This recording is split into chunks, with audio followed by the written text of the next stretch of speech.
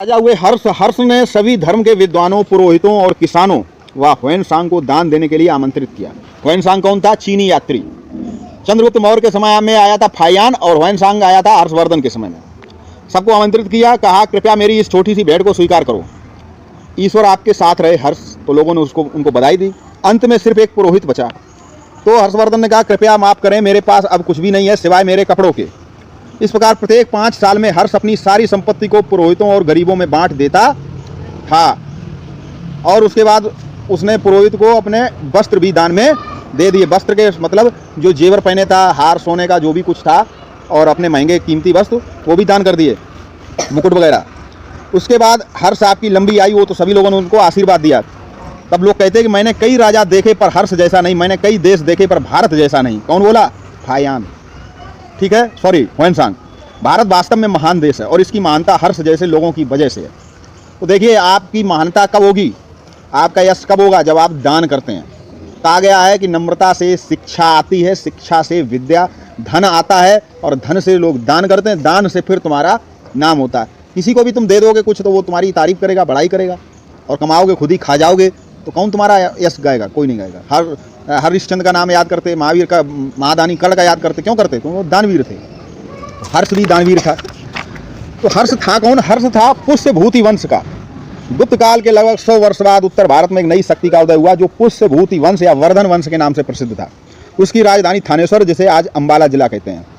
इस वंश का प्रथम राजा था प्रभाकर वर्धन, जिसने हूणों को, हूण बहुत ही नरसंहारी थे, हूणों को उत्तर पश्चिम भारत से बाहर खदेड़ दिया था। किसने? प्रभाकर वर्धन। हूण बहुत नृशंस हत्यारे थे, उनको भगाया। प्रभाकर वर्धन के 2 पुत्र हुए, राजवर्धन और हर्षवर्धन, और पुत्री राज्यश्री। ठीक है, हर्षवर्धन कन्नौज में भी रहे। ठीक है, कन्नौज के राजा रहे हर्षवर्धन। आप गौरी शंकर मंदिर जाइए, वहाँ आपको हर्षवर्धन की मूर्ति मिलेगी। हर्षवर्धन 6 से लेकर 6 से 47 ईस्वी तक शासन किया। हर्षवर्धन 16 वर्ष की आयु में, केवल 16 वर्ष की उम्र में 6 से 6 ईस्वी में गद्दी पर बैठे थे। हर्ष की प्रारंभिक राजधानी थानेश्वर थी। बाद में उन्होंने कन्नौज को अपनी राजधानी बनाया। तो समझिए, जिस जनपद के हम लोग रहने वाले हैं, यहाँ पर राजा हर्षवर्धन हुए। हर्षवर्धन स्वयं में विद्वान थे तथा विद्वान के आश्रयदाता। जो पढ़े लिखे लोग होते विद्वान, उनको अपने यहाँ रखते भी थे, उनको खाने पीने की सारी व्यवस्था करते थे। हर्ष ने संस्कृत के 3 नाटकों नागानंद, रत्नावली और प्रियदर्शिका की रचना की। बाण भट्ट हर्ष के दरबारी कवि थे, जिन्होंने हर्षचरित लिखा। तो ये प्रश्न पूछा जाता है, हर्षचरित किसने लिखा? चीनी यात्री ह्वेनसांग, जिसको ह्वेनसांग कहते हैं, उनके शासनकाल में आया था और 15 वर्षों तक भारत में रहा और यहाँ अध्ययन किया। वर्धन काल ह्वेनसांग की नज़र से, ह्वेनसांग ने वर्धन, देखिए हमने बताया था कि इतिहास के बारे में हमें जानकारी किससे मिलती है?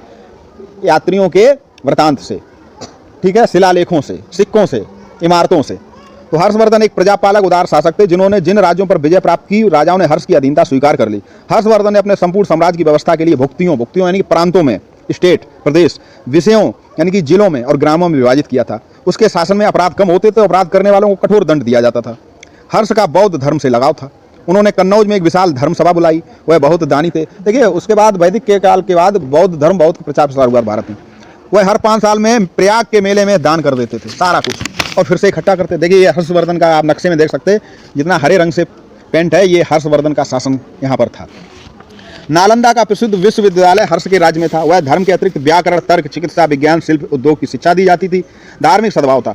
6 से 47 में हर्षवर्धन की मृत्यु हो गई। 40 वर्षों तक शासन किया। मृत्यु के बाद सत्ता छिन्न भिन्न हो गई और उत्तर और दक्षिण भारत में कई राजवंशों का उदय हुआ। तो देखिए, ये नालंदा विश्वविद्यालय का विशेष। तो ये था हर्षवर्धन का शासन काल।